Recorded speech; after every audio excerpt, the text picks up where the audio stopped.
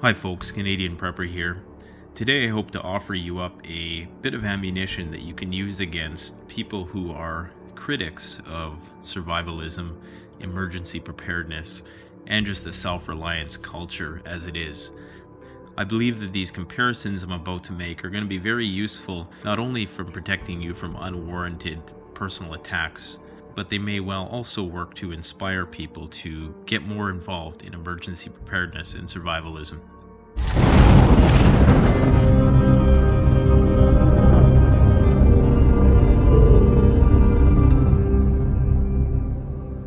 Now, whether you're just an entry-level 72-hour or a full-blown doomsday, Teotwalkie, end-of-the-world as we know it type prepper, you're going to be able to use what I'm about to say as ammunition to protect you from unwarranted criticisms about your investment of time in emergency preparedness and survivalism. Now, I want to reiterate something that I've said before, and that's that survivalism is the ultimate sport. Now, most of the sports that we entertain in the modern day are far removed from their original intended purpose, which, as I've said before with respect to the Olympics, there was a time when sports were used to measure the capabilities of potential warriors. And we've drifted very far from that original intended purpose, where now sports are very elaborate and abstract, and they're not really measures so much of abilities anymore, but they employ different types of technology which have in many parts taken away from their original intended purpose. This is also evidenced in hunting terminology when we talk about things like wild game. But essentially, survival in itself is the ultimate sport. It's the ultimate test. And of course, the prize in surviving is procreating. Now, how much time on average does the average person in the developed world spend on consuming media, which are complete works of fiction? Sometimes it's reality TV, sometimes it's sports, sometimes it's video games. And they're total works of fiction, which are stories which are acted out by actors on a screen, and people become fully immersed in this reality. It almost requires a dissociative aspect of sorts. You really do have to go into make-believe land when you turn on the television set. You actually have to convince yourself on some level that there is not only some meaning to what you're seeing on that screen, but that it is real to some extent, that in order for you to identify it and be intrigued by it and actually want to watch what you're seeing, you actually have to dissociate from reality. And as you're passively consuming that information, whether you're a prepper or a non-prepper, because obviously as preppers we watch TV too, so this is not just an attack on people who watch TV, it's just a comparison that people are willing to spend hours and hours a day consuming complete works of fiction in a totally hypnotic, entranced, and pacified manner. But when it comes down to investing some time for the purpose of self-reliance, there's actually a stigma attached to that.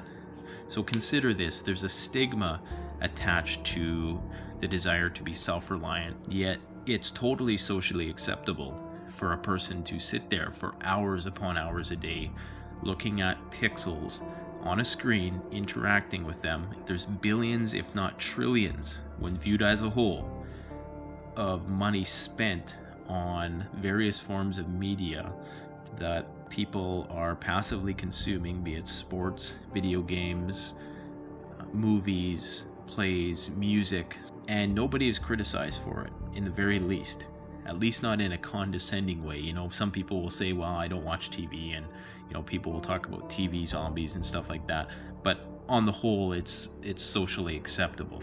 What's more is that some people go to scary movies, so it's socially acceptable for you to go to a movie and want to be scared. Yet when somebody is talking about the realistic possibility of this massive globalized grid that we've created and all its intricacy and all its frailty, that it might at some point falter or be compromised, there's a very realistic possibility of that happening. And even if there wasn't, though, this is the thing, even if there was a very, very slim to none chance that something bad might happen in your life, which of course we all know is nonsense, there is a distinct possibility that at some point things aren't going to go your way in life, whether it's personal, local, regional, or global. Even if nothing happened, prepping would still be far less of a wasted time than passively consuming hours of complete works of fiction enacted by actors on a screen. When you really think about it, even if prepping is 100% pure mental masturbation, there still is no tangible difference between watching complete fiction and prepping, even for its own sake. Prepping is actually far more functionally useful in that what you're doing can be utilized at some point down the road. Whereas unless you're watching educational stuff, and even that has its limits, because you're not actually doing anything hands-on, you're just passively learning information, which is good. You know, the point of this video is not to necessarily bash TV or video games. It's just to show that in one instance it's viewed as socially acceptable to completely dissociate from reality, to be totally immersed in this work of fiction. Yet on the other hand, arguably a very realistic possibility that, you know, you're going to encounter some level of adversity in your life, like I said, be it personal, local, regional, or global, and that's viewed as crazy for the most part. It's seen as crazy to do something that is potentially functional, yet it's totally socially acceptable to spend trillions of dollars and to be all consumed by this media that gets put out. When you're watching television or when you're playing a video game, think of the psychosis that's happening there. Think about the psychotic break that actually has to happen for you to believe that what you're doing is not only significant but real to some extent. To actually be interested in using that controller to move those pixels around on a screen, you have to identify with it to some degree. Now, if that's not crazy, I don't know what is. I mean, really, it's just a socially acceptable form of insanity when it comes down to it. And I'm okay with it because, you know, I watch TV too. I watch The Walking Dead. You know, there's some shows that I watch for entertainment purposes. You could argue that there's an aesthetic component to it and that it enriches our culture and enriches our lives. I understand that. So why then in one instance is it socially acceptable? And in another instance, where you have somebody who's doing something which is not harming anybody, but it's actually teaching them stuff, it's making them better people. You know, I heard it said by a fellow YouTuber recently that how prepping has made them a better person, how it's made them want to look after their health, how it's made them want to learn new practical skills, want to wake up and go to work and be well-rounded and be a productive member of society. So how is that so insane, yet the passive consumption of mainstream media isn't? Well, I think some of us know the answer to that. But I'm not going to speculate as to my theories as to why that is the case. But I personally don't believe it's entirely coincidence.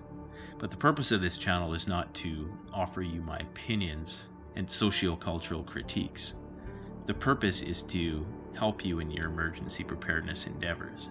So I give this ammunition to you then.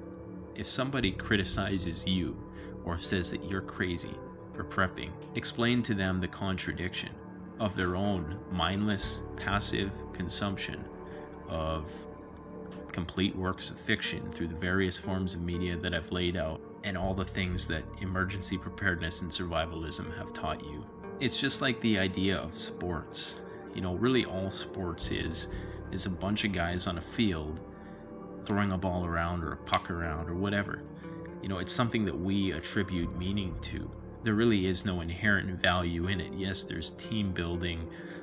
It's a form of entertainment. It promotes social solidarity to some degree. You could argue that it does have a function, but not to the extent, I think, of building $100 million stadiums and, you know, all of the money and resources we invest in that.